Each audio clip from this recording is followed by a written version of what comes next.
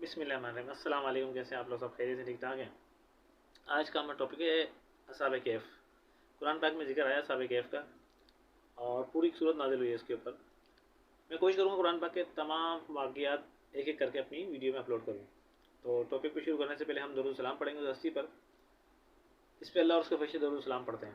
اللہم صلی علی سیدنا محمد نبی الامی وعلی آلہ وبارک وسلم علیہ تسلیما صلی اللہ علیہ وآلہ۔ ہوتا کچھ نہیں ہے، کچھ اللہ کے نیک بندے اپنا علاقہ چھوڑنے کا فیصلہ کرتے ہیں، اپنی بستی چھوڑنے کا فیصلہ کرتے ہیں، اس لیے کہ اگر ہم بستی میں رہیں گے تو ہمارا ایمان کو، دین کو ہمارے نقصان ہو سکتا ہے، ہم ایمان سے ہٹ سکتے ہیں۔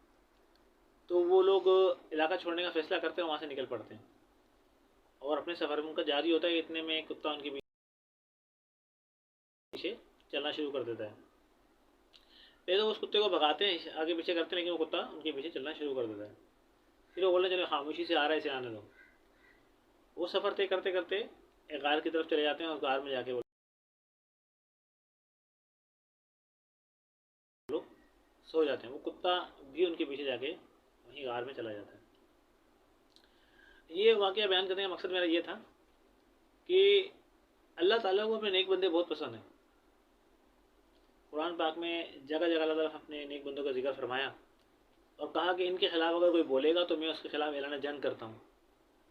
تو ہمیں اللہ تعالیٰ کے نیک بندوں کے خلاف بولنے کا کوئی حق نہیں بنتا، اور کسی کو بھی نہیں بنتا، ٹھیک ہے؟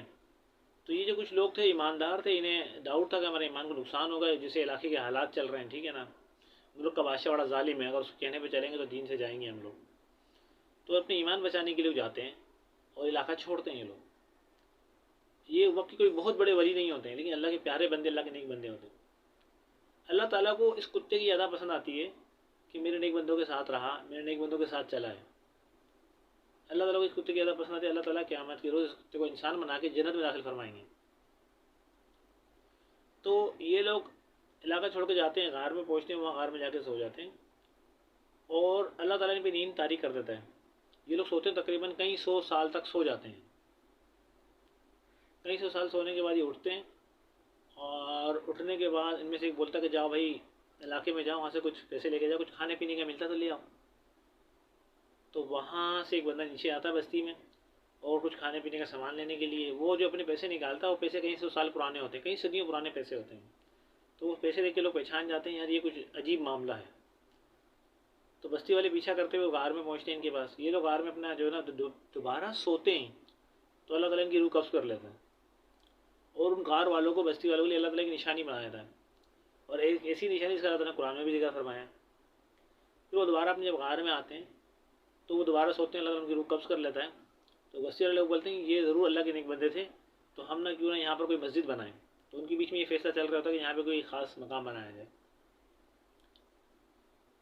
تو قرآن پاک میں اللہ تعالیٰ نے اپنے نیک بندوں کا کئی جگہ ذکر کیا ہے، اور اللہ تعالیٰ نے یہ فرمایا ہے کہ جو میرے بندوں کے خلاف بولے گا میں اس کے خلاف اعلان جنگ کرتا ہوں۔ موسیٰ علیہ السلام کے ساتھ 2 واقعے سے پیش آ گئے۔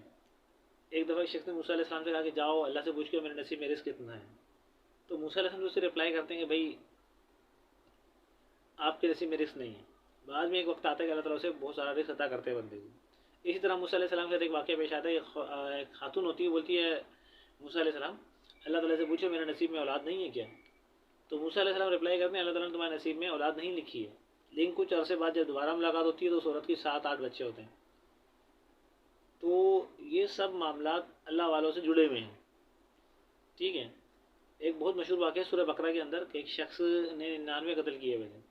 وہ ایک عیسائی پادری کے پاس جاتا ہے اور پوچھتا ہے کہ کیا میری مغفرت ہو سکتی ہے؟ تو عیسائی پادری اسے رپلائی کرتا ہے نہیں تمہاری بخشش نہیں ہو سکتی۔ تو وہ اس عیسائی پادری کو بھی قتل کر دیتا ہے، اپنی سینچری مکمل کرتا ہے، 100 ہو جاتے ہیں اسے قتل۔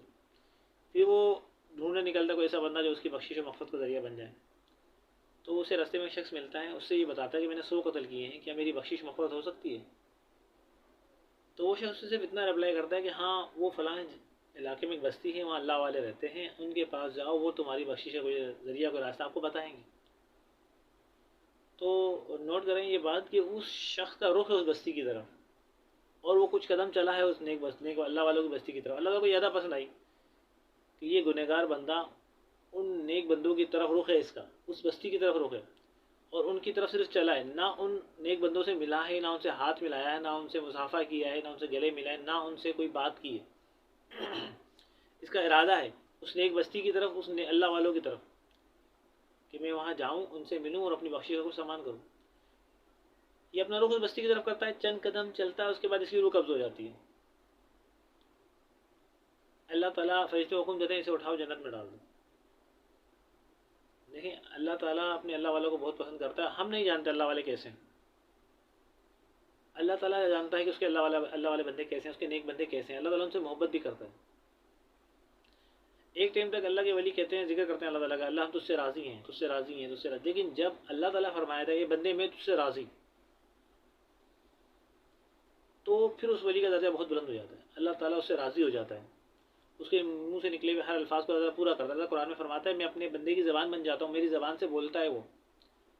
اللہ تعالیٰ قرآن میں فرماتا ہے وہ میں اپنے بندے کی آنکھیں بن جاتا ہوں، میری آنکھوں سے دیکھتا ہے وہ. اللہ تعالیٰ فرماتا ہے میں اپنے بندے کے ہاتھ بن جاتا ہوں، وہ میرے ہاتھوں سے کام کرتا ہے.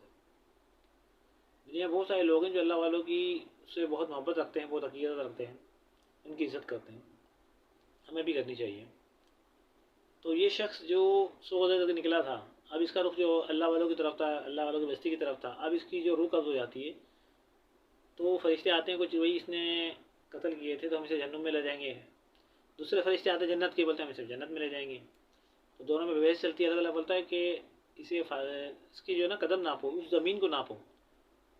ٹھیک ہے، یہ پیچھے پادری قتل کر آیا ہے، یہ وہاں سے قریب ہے، ٹھیک ہے، یا اللہ والوں کی بستی سے قریب ہے.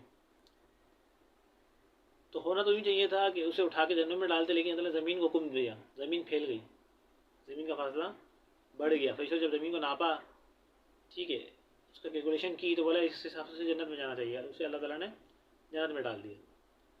دیکھیں میں یہ نہیں کہہ رہا کہ آپ اللہ کے ولی بن جائیں، میں یہ کہہ رہا ہوں کہ آپ لوگ پرہیزگاری اختیار کریں، تقویٰ اختیار کریں. تقویٰ کہتے ہیں پرہیزگاری کو، وہ کام کرنے سے رک جائیں جو اللہ اور اس کے رسول نے منع کیا ہے کہ نہیں کرنے، وہ کام کرنے سے رک جائیں جو اللہ اور اس کے رسول نے منع کیے ہیں، قرآن میں منع کیا گیا ہے، اور وہ کام کریں جس کا اللہ اور اس کے رسول نے حکم دیا ہو. اسے کہتے ہیں پرہیزگاری. جہاں آپ کو سننے کو ملے کہ جو یہ فلاں کام منع کیا وہاں سے رک جائیں. جہاں کچھ سننے کو ملے یا وہ فلاں کام اللہ اور رسول نے منع کیا وہاں رک جائیں، پرہیز کریں اس سے. اور جو کام آپ کو ملے کہ ہاں یہ اللہ اور اس کے رسول نے حکم دیا ہوا ہے. دیکھیں فجر کی نماز فرض ہے، عشاء کی نماز بھی فرض ہے. میں نے کہیں نہیں پڑھا کہ نیند کرنا فرض ہے.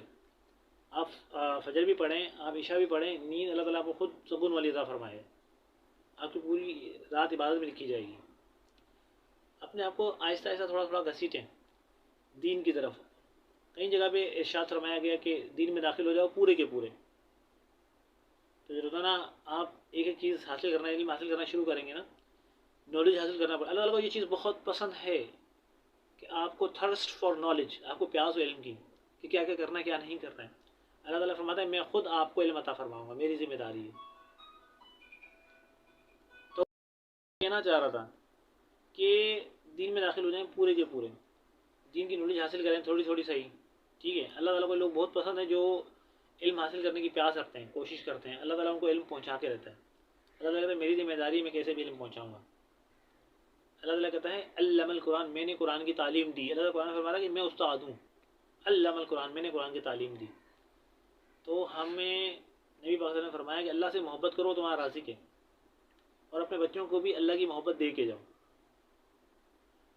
اور نبی پاک نے فرمایا مجھ سے محبت کرو کیونکہ تمہارا رب مجھ سے محبت کرتا ہے، میں اللہ کا محبوب ہوں. اور فرمایا میری آل اولاد سے محبت کرو کیونکہ میں اپنی آل اولاد سے محبت کرتا ہوں. اللہ تعالیٰ ہمیں تو اور آپ کو توفیق دے نیک بننے کی، ٹھیک ہے، نیکیاں کرنے کی، اور برائیوں سے بچنے کی توفیق عطا فرمائے. آمین ثم آمین. اللہ حافظ.